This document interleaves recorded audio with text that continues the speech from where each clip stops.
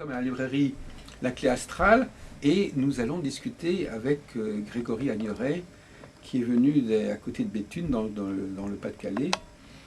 Alors effectivement, bon, on a esquissé tout à l'heure un peu certains éléments, mais j'aimerais bien approfondir votre travail.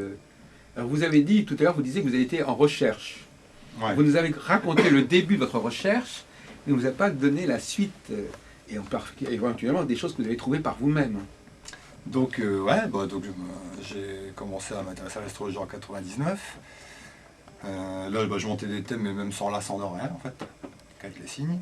Ensuite, comme je vous disais, j'ai rencontré M. Roger Eke qui m'a donné le livre à Berck, de la table des maisons, ce que je cherchais et que je ne trouvais pas. Ensuite, j'ai monté mes thèmes moi-même. Ensuite, mon esprit m'a dirigé vers l'astrologie karmique. Donc là, j'étais déjà en recherche, hein, je considérais déjà les planètes maîtresses des nœuds, tout ça, mais sans avoir lu grand-chose en fait, hein. Ma recherche m'a conduit là. Et ensuite, j'ai trouvé le livre de Laurence Larzoul, justement, qui concordait avec ABC de l'astrologie karmique, qui concordait avec là où j'en étais de ma recherche. Oui. Donc là, j'ai dévoré le livre. Et là, je me suis décidé à... là, c'était vraiment l'astrologie karmique, c'était vraiment quelque chose qui m'intéressait. Alors, est-ce que vous avez apporté des éléments aigneuriens, enfin, je veux dire, est-ce que vous avez mis votre petite sauce à vous, votre petite... Ah, j'ai essayé, ouais, quand j'étais sur le forum... Alors, il y a eu le fameux forum. Alors, c'est quoi ce forum? Chacun propose des choses sur ce forum de... Ah bon, on s'analysait oui. l'un l'autre. Parfois, quelqu'un racontait un de ses problèmes, et puis quelqu'un... Parce que M. Agneret n'est pas professionnel, hein, c'est un amateur. Ouais, un simple passionné d'astrologie. Mais alors quand vous dites que vous êtes un chercheur, quand on est un chercheur, c'est pas seulement quelqu'un qui cherche des livres, c'est aussi quelqu'un qui... Ah non, chercheur dans l'astrologie. Oui, c'est ça. Donc voilà. Quelqu'un qui cherche aussi... Donc ma recherche, elle se porte surtout sur les nouvelles choses, comme les astéroïdes. Bon, alors sur Chiron par exemple, c'est-à-dire vous me parlez non pas forcément d'astéroïdes, mais Chiron. Ah, Chiron, on peut considérer que c'est un astéroïde. Bon, alors donc parlez-nous un peu de vos recherches sur les... Donc là, vous êtes vraiment dans la démarche de l'astrologue qui veut donner de la signification aux nouvelles, à des facteurs astronomiques. Voilà. Et donc j'ai commencé à écrire un livre qui explique comment l'astrochronologie peut être un outil. Donc l'ACB, c'est-à-dire l'astronomie, c'est-à-dire qui a été fondé par M. Roger Eke. Donc lui, il reprend l'enseignement de Roger Eke, qui est toujours en vie d'ailleurs, qui a une cinquantaine d'années. Ah, et vous l'avez revu. Je ne l'ai pas revu, non. C'est un outil de progression. Voilà, un outil, voilà. C'est un outil de progression. Et donc j'ai expérimenté sur mon thème et j'ai essayé d'expliquer comment, avec cet outil, en expérimentant. Un outil prévisionnel, je crois, essentiellement. Oui. Prévisionnel, mais moi je l'utilise au moment présent. Oui, c'est ça, prévisionnel pour. De ce qui se passe au moment présent, de ce que je vis. Je m'auto-analyse, quoi. Voilà, c'est ça. J'ai des facultés à m'auto-analyser. Après, je compare mon auto-analyse par rapport à ce que j'ai trouvé avec la technique de l'ACB. Ouais. Et si les astéroïdes sont en jeu, j'essaye d'en noter des déductions pour mieux connaître la nature des astéroïdes. C'est comme ça que je procède, en fait. Et alors, c'est comme ça que je procède. Vous avez fait une contribution. Et à force, vu que ça fait quand même 7 ans que j'essaye d'écrire... Vous prenez des notes là-dessus? Voilà, j'ai pris des notes, tout ça. J'ai analysé plein de thèmes de personnages célèbres. Et donc j'en ai déduit des choses sur Chiron, principalement. Ah. En fait, j'ai voulu prendre un élément, donc une constante, et analyser à chaque coup que Chiron est en aspect, dans n'importe quel thème, qu'est-ce qui se passe. Et à force d'analyse, j'en ai déduit que Chiron, ça induisait souvent un complexe d'abandon. Souvent quand Chiron est en jeu, tout à l'heure on parlait de blessure. On se sent abandonné. Moi j'essaye de préciser. Oui, d'accord. En fait, non, vous avez raison. Blessure c'est vague, on dit toujours blessure. Oui, d'accord. On blessure un peu dans le vague dans le milieu astrologique. Selon la position. Moi j'essaie de préciser, c'est souvent un abandon qu'on vit quand Chiron. Ah oui, c'est pas la position natale, c'est le passage de Chiron. Voilà. Sur une maison, par exemple, sur un point du thème. En conjonction à une planète. Et là ça déclenche un abandon en rapport avec ça. En rapport avec la planète concernée et la maison donc on est abandonné successivement par des choses différentes. Ah bah là, il y a beaucoup de choses Donc à l'abandon dire. doit nous aborder. Enfin, c'est une chose parmi d'autres, hein, mais c'est pour vous expliquer que grâce à cette recherche, j'ai quand même pu identifier que Chiron, ça induisait un complexe souvent, un D'accord. complexe d'abandon. Ouais. D'accord. On peut être abandonné de son père, de sa mère, de sa sœur par des circonstances Mais est-ce qu'on différentes. est Ça peut être tous par la marqués, mort. est-ce qu'on est tous marqués par Chiron quelque part, apparemment, non?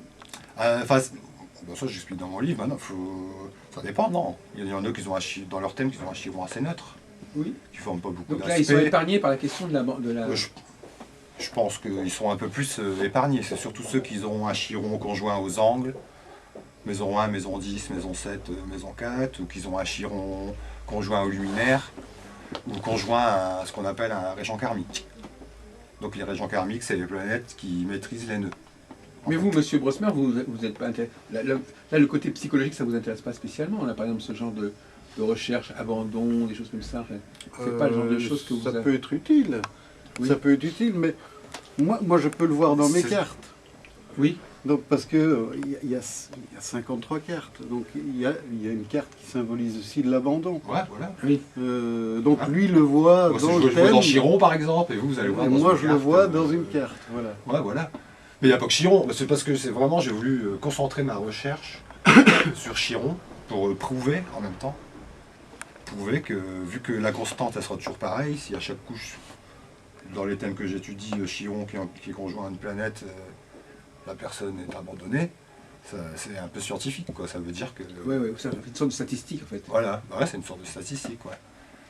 Alors la notion d'abandon, est-ce que c'est une notion facile Après, au niveau psychologique, utiliser, à vérifier qu'est-ce qui fait qu'une personne, par exemple, est-ce qu'on peut pas imaginer, excusez-moi, que on peut, en cherchant bien, toute personne peut imaginer qu'elle soit marquée par l'abandon. Est-ce qu'il y a vraiment des gens qui sont, est-ce que c'est opérationnel comme concept l'abandon? Est-ce qu'il y a des gens qui sont, est-ce qu'on peut montrer qu'il y a des différences d'une personne à l'autre par rapport à l'abandon, par exemple? Est-ce que ça peut se quantifier, ça? ah là on est dans la psychologie, là. Non, mais je ne sais pas, vous nous parlez de statistiques. Comment est-ce que vous envisagez qu'on puisse faire des vérifications statistiques par rapport à Chiron et par rapport à la notion d'abandon?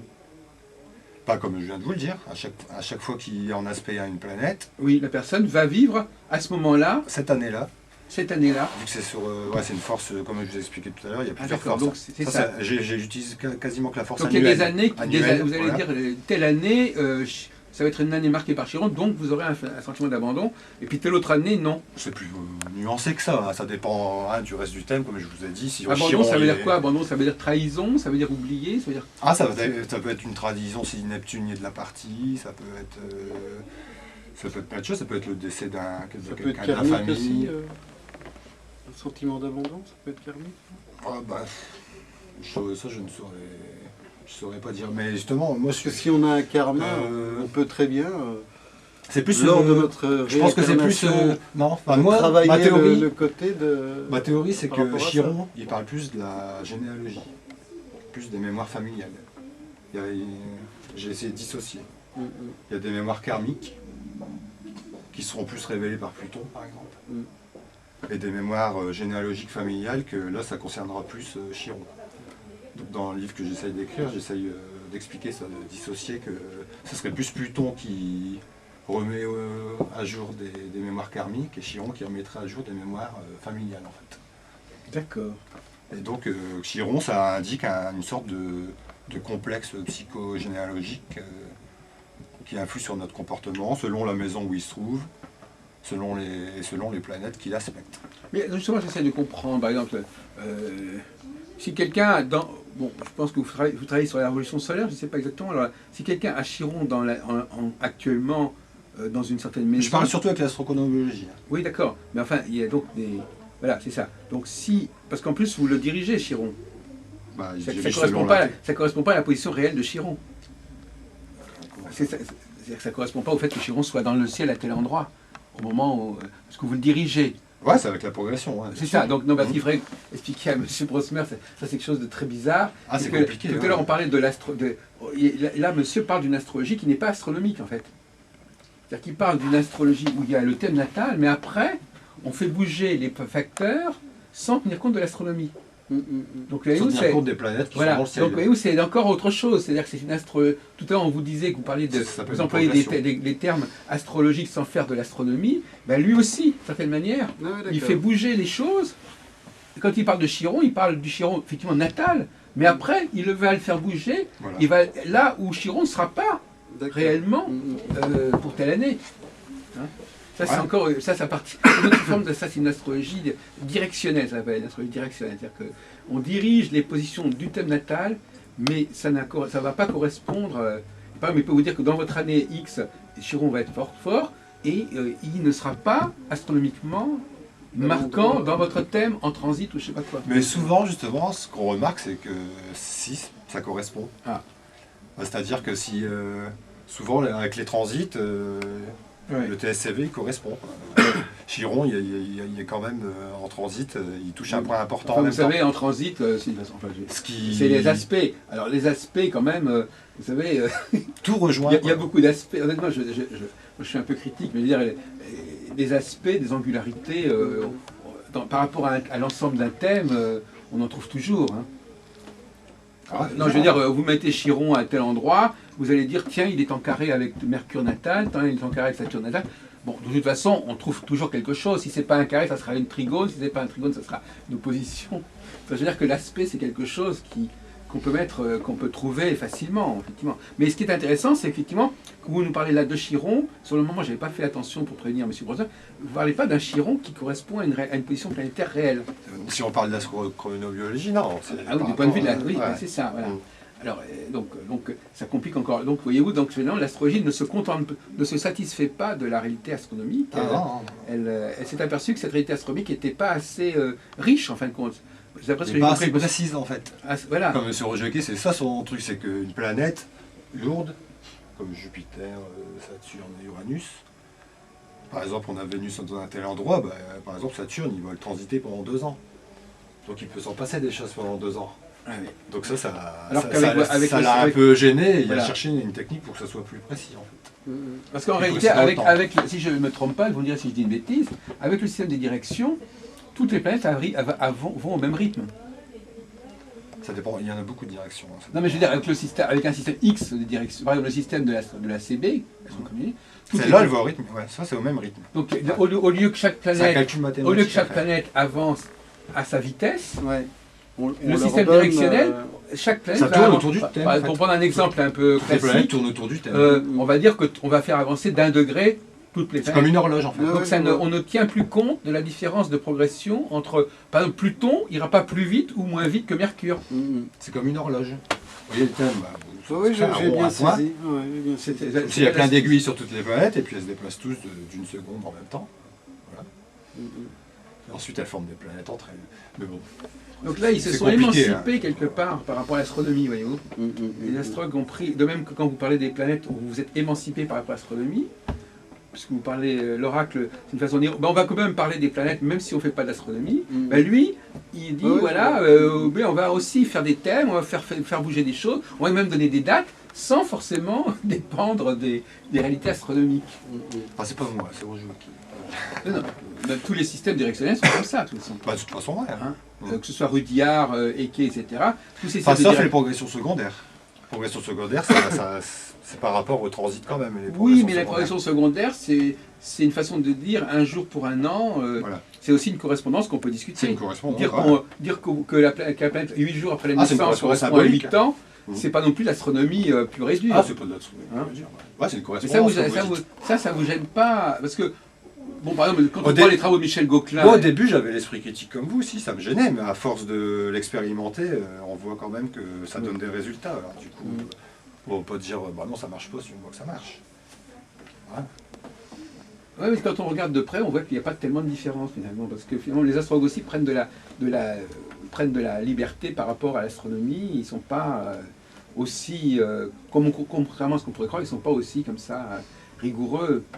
Et en même temps, paradoxalement, ils disent qu'ils sont plus rigoureux. C'est basé sur une réalité, hein, le temps sidéral. Oui, alors expliquez. Oui. Bah, je pourrais pas vous expliquer. Non, mais c'est vrai, franchement. il y a une réalité. Mais Je sais c'est pas une ce que c'est, mais c'est quelque chose, le temps réalité. sidéral. Oui, je sais. Roger pourrait peut-être nous en parler. Ouais, mieux voilà, que vous. lui, il en parlerait mieux. hein. Mais malgré tout, à un moment donné, on est quand même dans la correspondance. 1 degré égale ceci, 1 degré pour un an, 1 minute pour ceci. Enfin, dire, il y a une convention. Quand on monte les maisons, en fait, eh ben, tous les jours, il y a 4 minutes de temps sidéral qui s'écoule. Bon, bah, je vous dis ça, mais je pourrais même pas vous expliquer ce que c'est. Mais tout ça pour dire que c'est sur un truc, quand même, apparemment, que c'est une réalité objective. Enfin, c'est-à-dire que ça, mais le thème astral aussi est une réalité objective. Ouais. Mais après, ce qu'on en fait, c'est autre chose. C'est une réalité objective jusqu'à un certain point.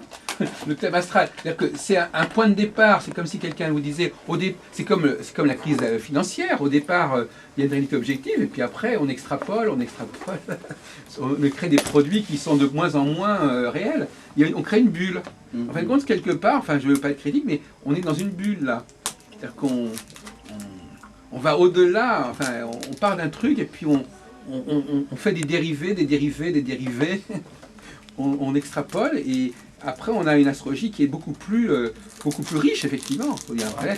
Mais la richesse, c'est aussi une richesse qui correspond qui n'est plus fondée sur une réalité astronomique. C'est intéressant parce qu'il y a un peu une sorte de similitude avec le dérapage économique actuel. Oui, oui. Mais est-ce que c'est dangereux comme le dérapage économique actuel, ou bien est-ce qu'on peut s'y fier? Vous dites qu'avec l'expérience... Bah voilà, on peut s'y fier, c'est l'expérience qui va.